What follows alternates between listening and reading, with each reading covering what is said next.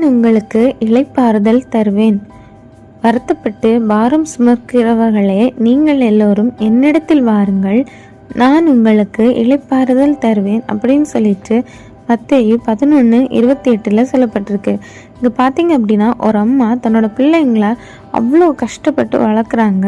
2 பிள்ளைங்களுமே என்ன கேட்டாலுமே அடுத்த வாரம் வாங்கி தரேன்ப்பா, அடுத்த மாதம் வாங்கி தரேன்ப்பா அப்படின்னு சொல்லிட்டு நாட்களை கடத்தி அவங்களால முடிஞ்ச நேரத்தில் அந்த காசு பணத்தை சேகரித்து அந்த பிள்ளைங்களுக்கு வாங்கி கொடுக்குறாங்க.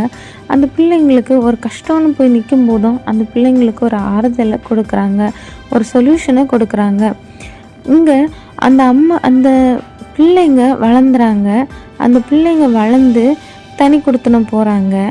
அந்த அம்மா தனிமையில் விடப்பட்டாங்க. தனி கொடுத்தனம் போனனால அந்த அம்மாவை அந்த பிள்ளைங்க யாருமே கண்டுக்கலை. கொஞ்ச நாள் ஆகுது, அந்த அம்மாவும் இறக்குறாங்க.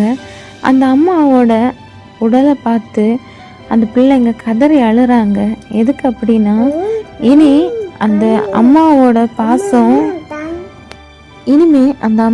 பாசம் எனக்கு கிடைக்கவே கிடைக்காது.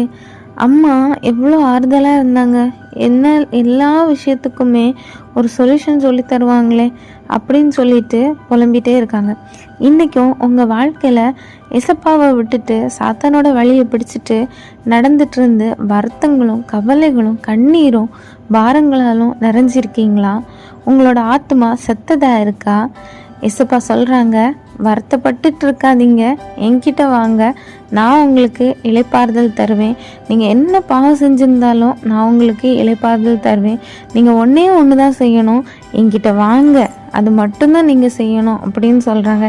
இன்றைக்குமே இசப்பா கிட்ட நம்மளை ஒப்பு கொடுப்போம், விசுவாசிப்போம், ஜெயம் பெறுவோம். ஆமென்.